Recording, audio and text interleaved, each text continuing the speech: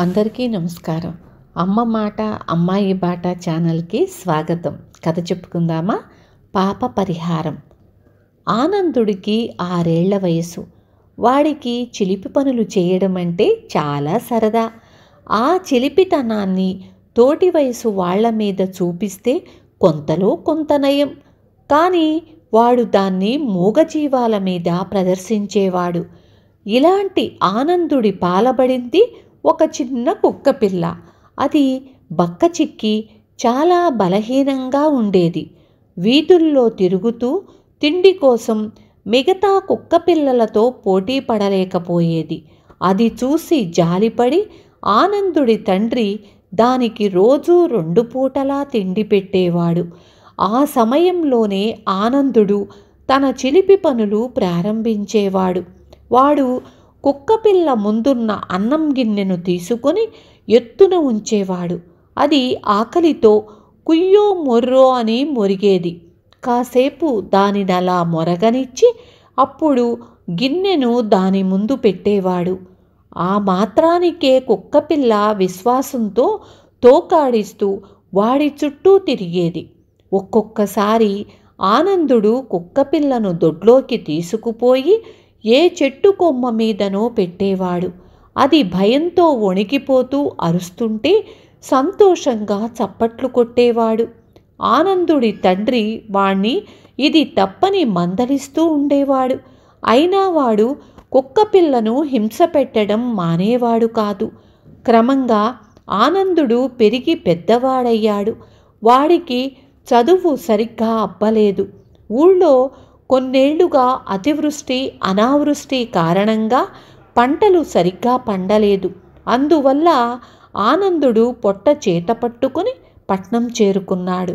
అక్కడ ఒక శ్రీమంతుడి ఇంట్లో వాడు పనివాడుగా చేరాడు. ఆయన వాడికి 2 పూటలా భోజనం పెట్టి నెలకు 25 వరహాలు ఇచ్చేవాడు.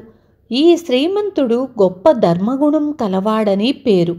పనివాళ్లకు అంత పెద్ద జీతం ఇచ్చేవాళ్ళు అక్కడ మరొకరు లేరు. శ్రీమంతుడికి శేఖరుడనే 10 ఏళ్ల కొడుకున్నాడు. వాడికి ఆనందుడంటే చాలా ఇష్టం.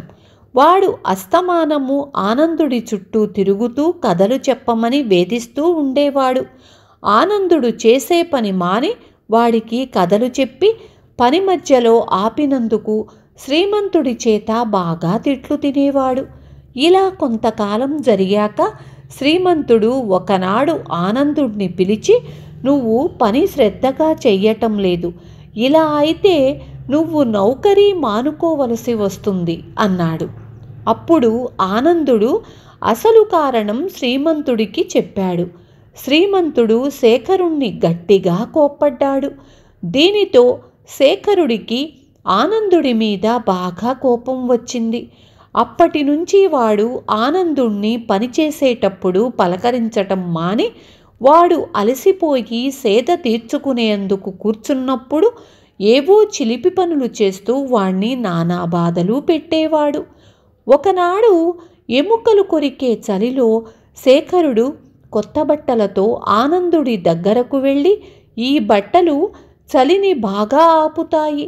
నీ పాత బట్టలు విప్పేస్తే ఇవి ఇస్తాను అన్నాడు. ఆ మాటలు నమ్మి ఆనందుడు తన బట్టలు విప్పి అవతల పెట్టి ఒక చిన్న అంగవస్త్రం చుట్టుకొని నిలబడ్డాడు. శ్రీమంతుడి ఇంట ఒక వేట కుక్క ఉంది. శేఖరుడు దాన్ని ఏలవేసి దగ్గరకు పిలిచి ఆనందుడితో, వెంటనే పారిపో, లేకపోతే ఇది నీ కండలు పీకేస్తుంది అన్నాడు. ఆనందుడు భయంతో ఇంట్లో నుంచి బయటకు పరిగెత్తాడు. వేటకుక్క వాడి వెంటపడింది. ఇలా చలిలో 2-3 నిమిషాల పాటు ఆనందుడు కుక్కకు దొరకకుండా అటూ ఇటూ పరుగులు తీశాక శేఖరుడు దాన్ని వెనక్కు పిలిచి తాను వెంట తెచ్చిన కొత్త బట్టలను వాడికిచ్చి, పాపం చాలా అలసిపోయావు, వీటిని కట్టుకో అన్నాడు హేళనగా నవ్వుతూ. శేఖరుడు ఇచ్చిన బట్టలు నీళ్లల్లో తడిసి చాలా చల్లగా ఉన్నాయి. ఆ రాత్రి ఆనందుడికి సరిగ్గా నిద్రపట్టలేదు.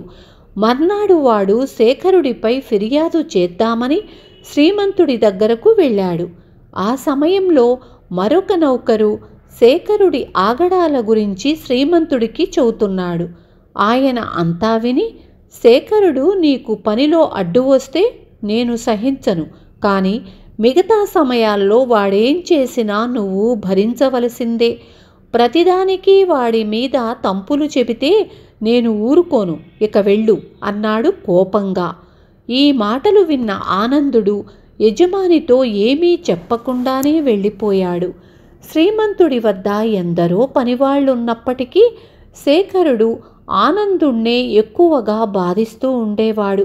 ఇది చూసి మిగతా వాళ్ళు జాలిపడ్డారు.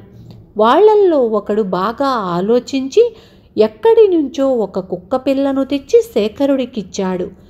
తన తోటి నౌకరు చేసిన ఈ పనికి ఆనందుడు ఆశ్చర్యపడి వాణ్ణి ఇలా ఎందుకు చేశావని అడిగాడు. ఇప్పుడు శేఖరుడికి ఆడుకునేందుకు కుక్కపిల్ల దొరికింది, ఇక నీ జోలికి రాడు అన్నాడు వాడు. ఆ జవాబుతో ఆనందుడికి తన చిన్ననాటి సంగతులు గుర్తుకు వచ్చాయి. తను కుక్కపిల్లను బాధ పెట్టడం వల్లనే ఆ పాపఫలం ఇప్పుడు అనుభవిస్తున్నాను అనుకున్నాడు. శేఖరుడు మనుషుల్నే బాధ పెడుతున్నప్పుడు కుక్కపిల్లను మరింతగా బాధలు పెడతాడు. తను కష్టపడినా పర్వాలేదు, కానీ ఆ కుక్కపిల్లను ఎలాగైనా బాధల బారి నుంచి రక్షించి తన పాపాలకు ప్రాయశ్చిత్తం చేసుకోవాలి అనుకున్నాడు. ఇలా అనుకుని ఆనందుడు శేఖరుడి దగ్గరకు వెళ్ళాడు. అప్పుడు శేఖరుడు వేటకుక్కను ఉసికొల్పుతూ కుక్కపిల్లను బెదరగొడుతున్నాడు. అది వణుకుతూ కుయ్యో కుయ్యోమనంటుంది. ఆనందుడు శేఖరుడితో, నీకు సరదా అయితే నీ ఇష్ట ప్రకారం నన్ను హింసించు, అంతేకాని కుక్కపిల్లను వదిలిపెట్టు అన్నాడు కోపంగా. నేను వదలను, అవతలికి పో అన్నాడు శేఖరుడు కోపంగా విసురుగాను. వదలమని చెబుతున్నాను, వదులుతావా లేదా అంటూ ఆనందుడు శేఖరుడి చెయ్యి పట్టుకున్నాడు. వదలకపోతే ఏం చేస్తావు అన్నాడు శేఖరుడు. ఆనందుడు శేఖరుడి చెంప మీద గట్టిగా కొట్టి కుక్కపిల్లను తీసుకుని ఇంటికి వెళ్ళిపోయాడు. శేఖరుడు ఏడుస్తూ తండ్రి వద్దకు వెళ్ళి జరిగింది చెప్పాడు.